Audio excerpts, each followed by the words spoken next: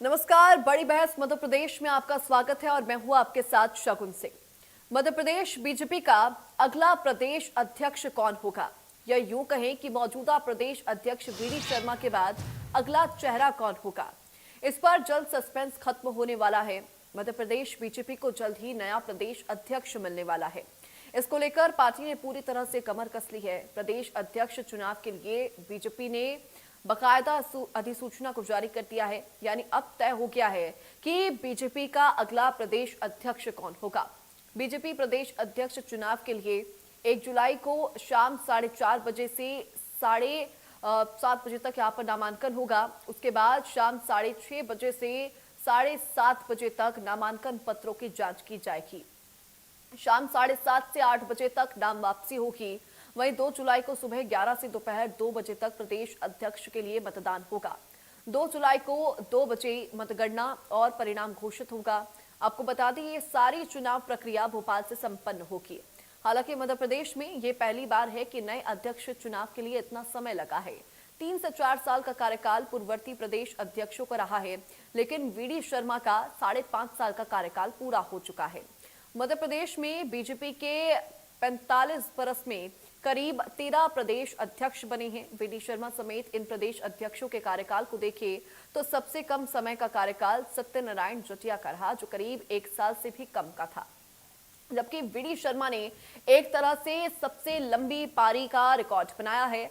फरवरी 2000 में मध्य प्रदेश पार्टी के प्रदेश अध्यक्ष बने वीडी शर्मा को पहले एक्सटेंशन 2023 में चुनाव की वजह से मिला। फिर 2024 में भी चुनाव की वजह से उनकी पारी बढ़ती गई।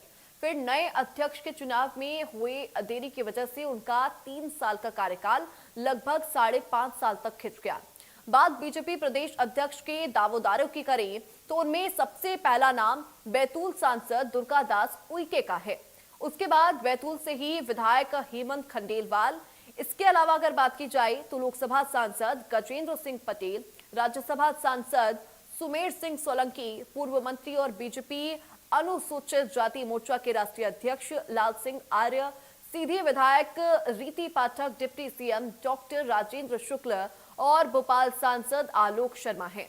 आज इसी मुद्दे पर करेंगे विस्तार से चर्चा के लिए कुछ जुड़ेंगे मेहमान, लेकिन उससे पहले ये तमाम जानकारी हम आपको दे रहे हैं ग्राफिक्स के जरिए कि कैसे कौन बीजेपी का प्रदेश अध्यक्ष बनेगा, कौन कौन इस रेस में सबसे आगे है, वो भी हम आपको ग्राफिक्स के जरिए बता रहे हैं। सुमेर सिंह सोलंकी राज्यसभा सांसद, वो भी बीजेपी के प्रदेश अध्यक्ष बनने की सूची में सबसे आगे चल रहे हैं। लाल सिंह आर्य भी इसमें मौजूद हैं। वही सबसे आगे कोई है तो वो है बैतूल सांसद दुर्गादास उइके, जो कि केंद्र में राज्य मंत्री हैं, और इसी के साथ ही वो इस रेस में सबसे आगे चल रहे हैं।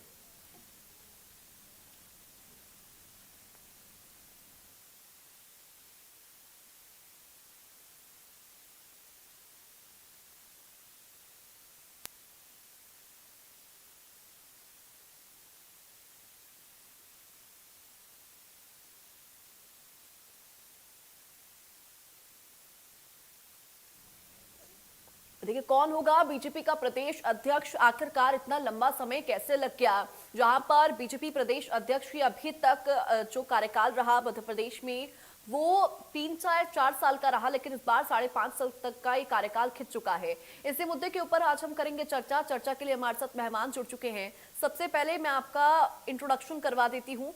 बीजेपी प्रवक्ता प्रियंका दुबे जी हमारे साथ जुड़ गई हैं। प्रियंका दुबे जी, आपका बहुत स्वागत है। वही कांग्रेस प्रवक्ता डॉक्टर राम पांडे जी हमारे साथ जुड़ गए हैं। चर्चा की शुरुआत सबसे पहले प्रियंका दुबे जी मैं आपके साथ करूंगी। चूंकि बीजेपी हाईकमान अब नाम पर मुहर लगाने वाला है, अधिसूचना जारी हो चुकी है, लेकिन सबसे बड़ा सवाल ये, बीजेपी का प्रदेश अध्यक्ष आप किन किन बिंदुओं को लेकर चुन रहे हैं, और उसके साथ ही इतना लंबा समय कैसे लग गया? प्रियंका दुबे जी। मंडल की जो अधिष्ठात्री देवी हैं जी,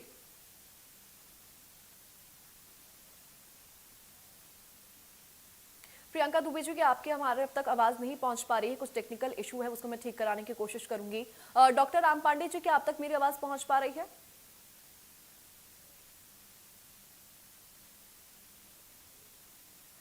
देखिए शायद कोई टेक्निकल एरर है, मैं ठीक कराने की कोशिश कर रही हूँ, लेकिन जो सस्पेंस है वो अब लगातार खत्म होने वाला है। 2 जुलाई को ये सस्पेंस जो कि खत्म हो जाएगा। 1 जुलाई को 4:30 से 6:30 बजे तक नामांकन दाखिल किया जाएगा और वहीं शाम 6:30 से 7:30 बजे तक नामांकन पत्रों की जांच की जाएगी। शाम 7:30 से रात 8 बजे तक नाम वापसी का समय दिया गया है, यानी कि कोई भी नाम वापस उस समय ले सकता है। वहीं 2 जुलाई को सुबह 11 से दोपहर 2 बजे तक मतगणना होगी और 2 जुलाई को 2 बजे मतगणना के बाद परिणाम को घोषित किया जाएगा और उसके बाद 2 जुलाई को बीजेपी को उसका नया प्रदेश अध्यक्ष मिल जाएगा।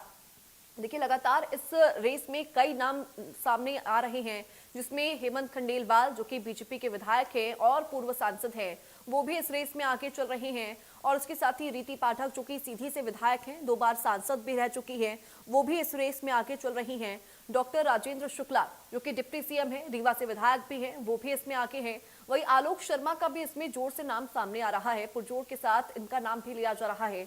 गजेंद्र सिंह पटेल जो कि खरगोन खंडवा से बीजेपी सांसद है, उनका नाम भी इसमें तेजी से आगे बढ़ रहा है। सुमेर सिंह सोलंकी की बात की जाए तो वो भी बीजेपी का प्रदेश अध्यक्ष बनने की सूची में आगे चल रहे हैं। लाल सिंह आर्य हो वो भी आगे चल रहे हैं और उसके बाद सबसे जो आगे नाम चल रहा है वो है दुर्गा दास उइके का, जो कि बैतूल से सांसद हैं, केंद्र में राज्य मंत्री भी हैं। उनका नाम यहाँ पर तेजी से आगे चल रहा है, जो कि दुर्गादास उइके जो गोंड समाज से ताल्लुक रखते हैं, आदिवासी वर्ग का एक मजबूत चेहरा भी माने जाते हैं और मध्य प्रदेश में चूंकि 22% आदिवासी आबादी भी है, इसी को लेकर टारगेट भी किया जा सकता है।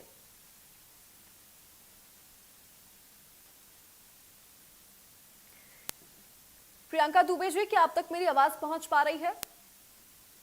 मुझे आ रही है, आप तक पहुंच जी रही है? जी बिल्कुल, आपके पास मेरी भी आवाज आ रही है। प्रियंका दुबे जी, मेरा सवाल वही है कि इतना लंबा समय आखिरकार कैसे लग गया और किन किन बिंदुओं को लेकर ये चुनाव किया जाएगा?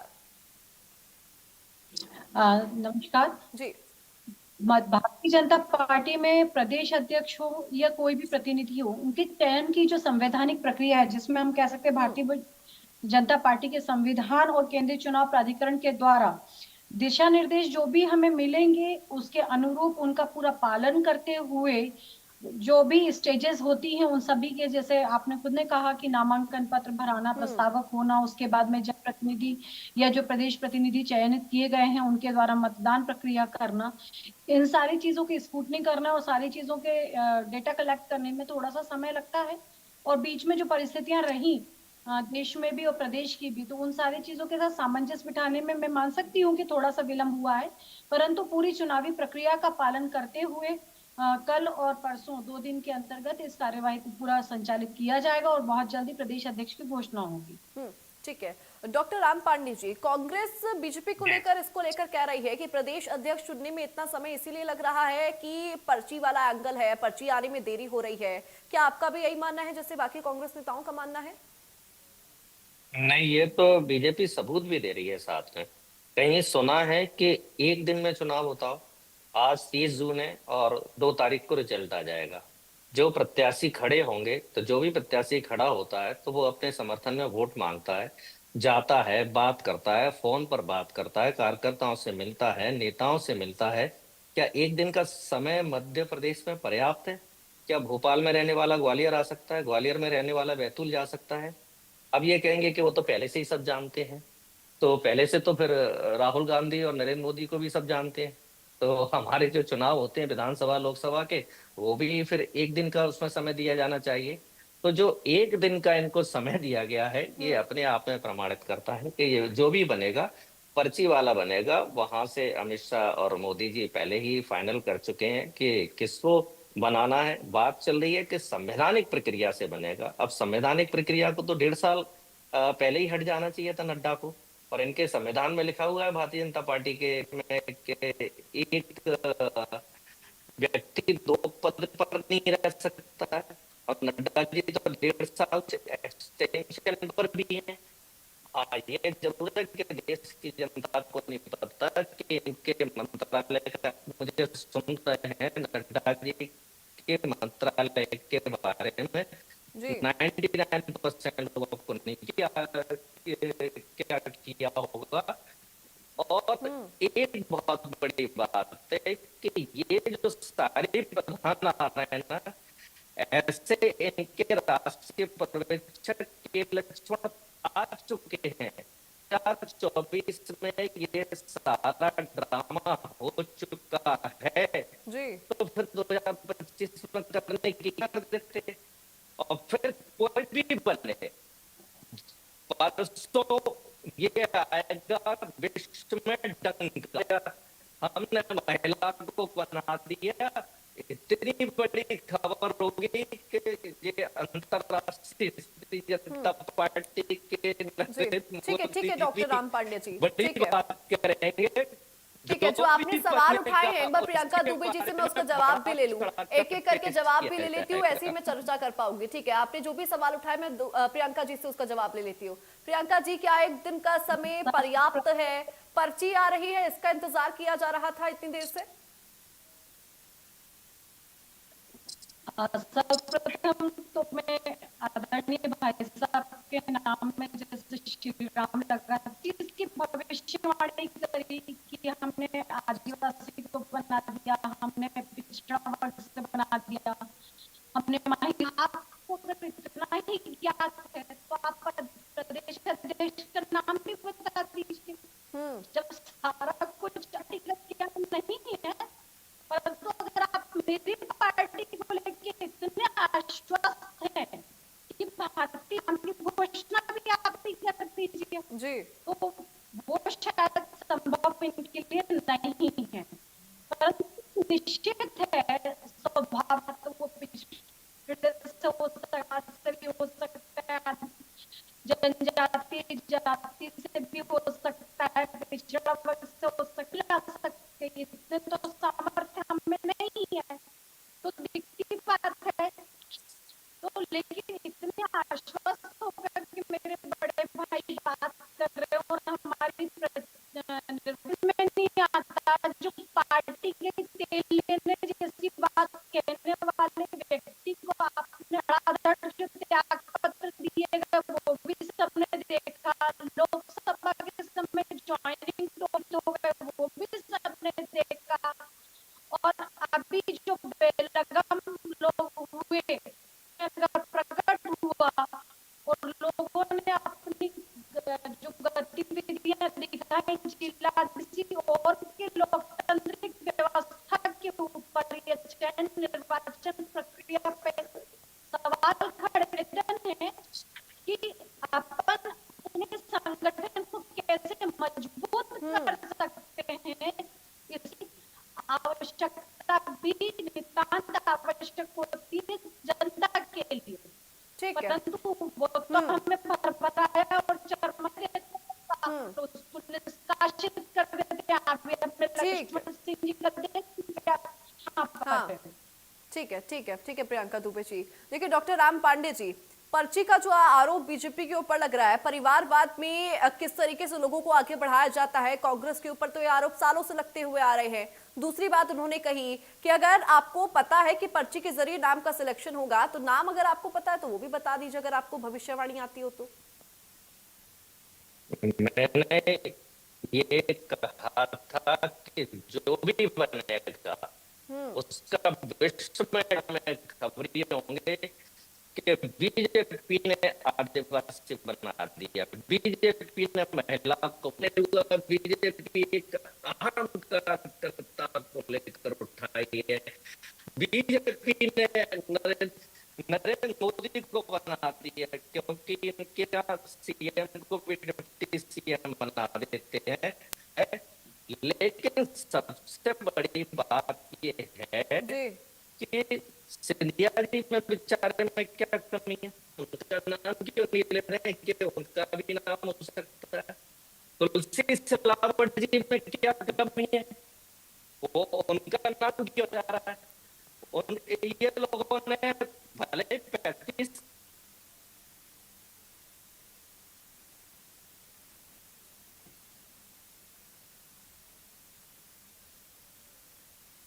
ठीक है, प्रियंका दुबे जी और डॉक्टर राम पांडे जी, मैं आप दोनों से बहुत माफी मांगना चाहूंगी। आप दोनों की यहाँ पर वॉइस मेरे को प्रॉपर नहीं मिल पा रही है, आप दोनों की आवाज कट रही है।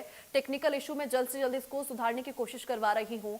देखिए, लगातार यहाँ पर बीजेपी का प्रदेश अध्यक्ष कौन होगा उसको लेकर गहमा गहमी नजर आ रही है। लगातार किस तरीके से इतना समय लग रहा है पूरी चयन प्रक्रिया को लेकर, ये कांग्रेस सवाल उठा रही है कि आखिरकार इतना समय कैसे लग रहा है। क्या पर्ची का इंतजार हो रहा था या फिर क्या कुछ तस्वीरें हैं, वो तो 2 जुलाई को यहाँ पर सस्पेंस खत्म हो जाएगा। लेकिन लगातार पिछले 6 महीने से प्रदेश अध्यक्ष कौन होगा, ये पूरा मामला यहाँ पर लंबित नजर आ रहा था।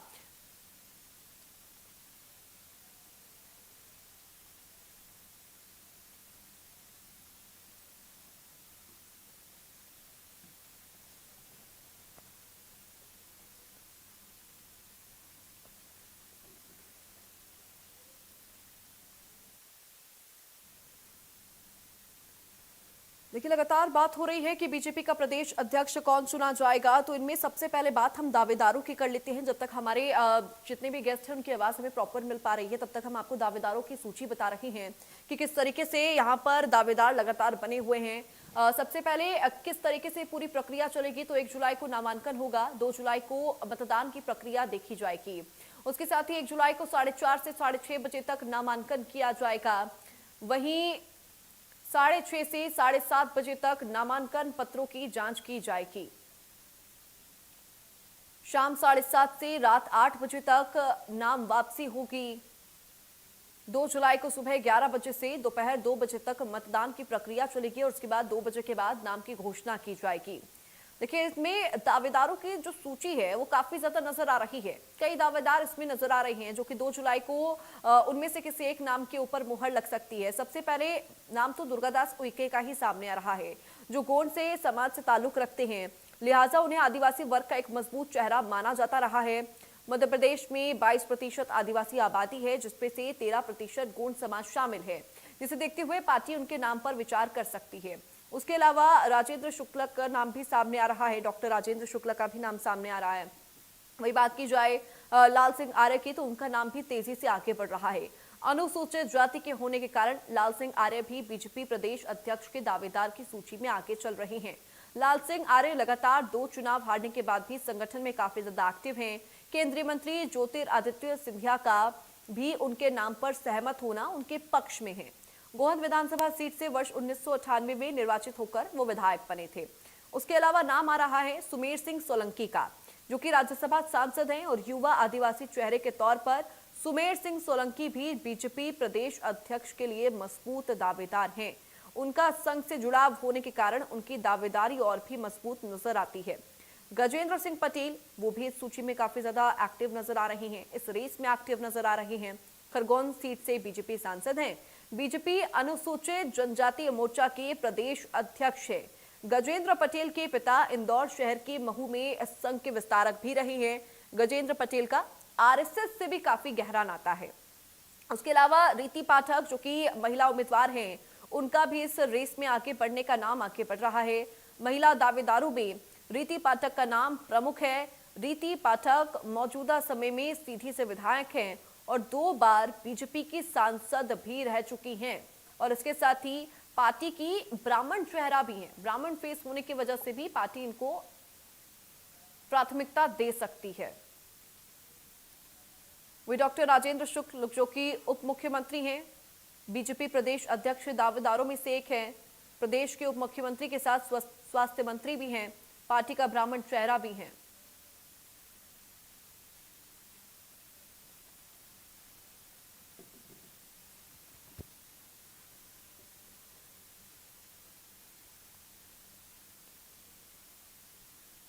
उन्नीस में उन्होंने विधानसभा चुनाव में लड़कर राजनीति में अपना पहला कदम रखा था।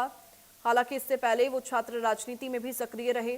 शिवराज सिंह सरकार में राजेंद्र शुक्ल पीएचई और जनसंपर्क मंत्री भी बनाए गए थे। वहीं आलोक शर्मा, वो भी एक्टिव है इस रेस के अंदर। बीजेपी के प्रदेश अध्यक्ष के दावेदारों में ये शामिल हैं। भोपाल से बीजेपी सांसद हैं। देखिए, फिलहाल नाम पर से सस्पेंस तो 2 जुलाई को ही हट पाएगा, लेकिन गहमा गहमी दोनों ही राजनीतिक पार्टियों की तरफ से नजर आ रही है। एक तरफ बीजेपी दावा कर रही है कि वो अपने सबसे स्ट्रांग दावेदार को बीजेपी का प्रदेश अध्यक्ष बनाएगी, तो वहीं कांग्रेस का सवाल यह है कि 6 महीने से ये सूची लंबित है, 6 महीने से नाम फाइनल नहीं हो पा रहा है, क्या पर्ची का इंतजार हो रहा है? बहरहाल 2 जुलाई का इंतजार, जब बीजेपी को उनका नया प्रदेश अध्यक्ष मिलेगा। फिलहाल इसी के साथ बड़ी बहस में बस इतना ही। आप देखते रहिए इंडिया न्यूज उत्तर प्रदेश, आप देखते रहिए इंडिया न्यूज मध्य प्रदेश छत्तीसगढ़। नमस्कार।